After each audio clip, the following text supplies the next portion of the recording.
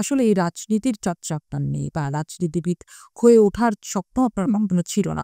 সেক্ষেত্রে একটু জানতে চাই যে আমরা এই জুলাই গণ আন্দোলনের পরে অনেক নারী নেতৃত্বকে দেখেছি। এক ঝাঁক নতুন মুখ আমরা দেখছি তাদেরকে সামনে আসতে। আ এবং একই সাথে আমরা দেখছি অনেকগুলো রাজনৈতিক দলও আসলে আসছে। সেখানে আসলে নারীদের অংশীদারিত্ব কতটা দেখতে পান? নতুন দল কিংবা পুরনো দল যারা আছে সেই জায়গায় নারীদের আ নেতৃত্বের জায়গায় কতটা দেখতে পান? ক্ষমতায়নের জায়গায় কতটা দেখতে পান?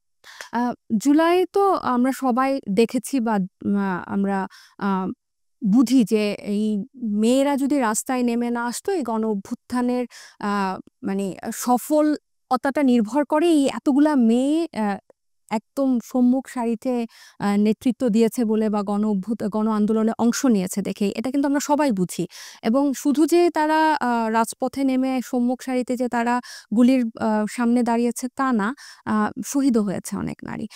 এবং এই পুরো জার্নিটার পরে কিন্তু অনেক নারীদের মধ্যে রাজনৈতিক আকাঙ্ক্ষা তৈরি হয়েছে। এখন আপনি যদি নতুন দলের কথা বলেন, দুর্ভাগ্যজনকভাবে পুরাতন দলে কিন্তু আমরা সবসময় যেসব নারী নেতৃত্ব ছিল সেগুলো অর্গানিক ছিল না। সবসময় পরিবার থেকে উঠে এসেছে বা কারো মেয়ে, কারো আ ওয়াইফ বা সবসময় স্থানীয় পর্যায়ে তো আমরা সবসময় দেখেছি অমুকের আত্মীয় এই সেই বিভিন্ন চেয়ারম্যান পৌরসভা, উপজেলাতে তারা পোস্টেড হয়েছে বা নির্বাচন করেছে।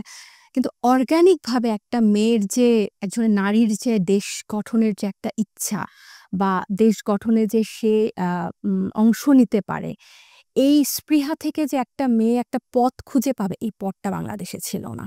অন্তত আমি দেখিনি। একটা মেয়ে কে সবসময় এক ধরনের রাজনীতির ময়দানে সামাজিক অ ক্ষেত্রে তো আছেই, অন্যান্য চাকরির ক্ষেত্রে তো আছে। কিন্তু রাজনীতির মাঠটা যেন এক ধরনের বন্ধ ছিল মেয়েদের জন্য। কিন্তু এই জুলাই কিন্তু সেই আমি সবসময় বলি জং ধরা দরজাটা খুলে দিয়েছে এই জুলাইয়ের পরে।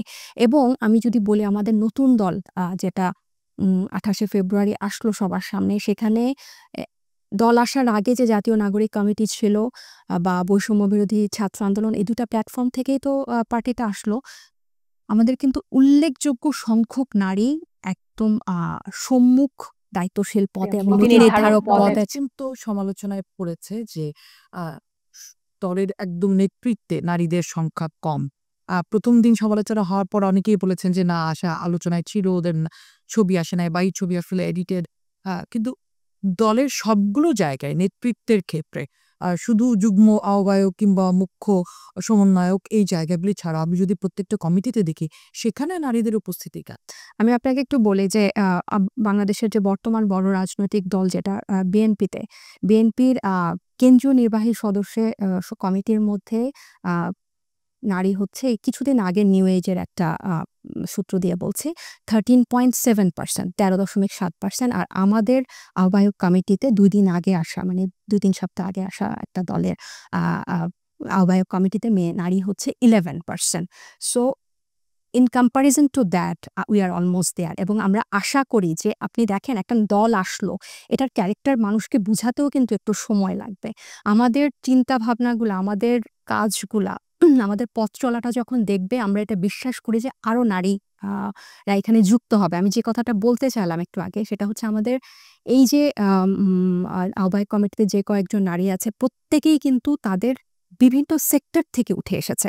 এখানে যেরকম ডাক্তার আছে, ব্যাংকার আছে, আ আ আ মাইক্রোবায়োলজিস্ট আছে, আইনজীবী আছে, চারুকলায় ভাস্কর্যতে পড়া মেয়ে আছে। এবং আপনি যে বললেন আলোচনা সমালোচনা যখন আমাদের দল আসছে, এটা কিন্তু আমি এক ধরনের একটা গণমাধ্যমের একটা টেনডেন্সি বলব। আমরা বা আমাদের একটা রাজনৈতিক সংস্কৃতি আমি বলব, সবসময় ক্যামেরাটা কিন্তু পদবীকে ফলো করে। আপনি কিন্তু আমাদের একটা কেন্দ্রীয় সদস্যের নাম বলতে পারবেন না নারী, যে খুব কর্মঠ, যে খুবই ডেডিকেটেড দলের জন্য। আপনি কিন্তু ওই পদধারীর নামটা জানেন। কিন্তু আমি এটা বলব যে এই জিনিসগুলো কিন্তু আপনাদেরও ভাঙতে হবে। যে একজন সিম্পল নারী সদস্য, আমি আপনাকে বলি যে খাগড়াছড়িতে আমাদের যে নারী সদস্য আছে সে কিন্তু অ্যাডভোকেট। সে ওই খাগড়াছড়িতে সে কিন্তু খুবই দক্ষ সংগঠক এবং সে ঢাকাতে আসে বিভিন্ন মিটিং অ্যাটেন্ড করে, আবার খাগড়াছড়িতে যায়। তাহলে আপনি কিন্তু তার নামও জানেন না। কিন্তু সে কিন্তু মিডিয়াতেও আসছে না। কারণ সে একজন সদস্য।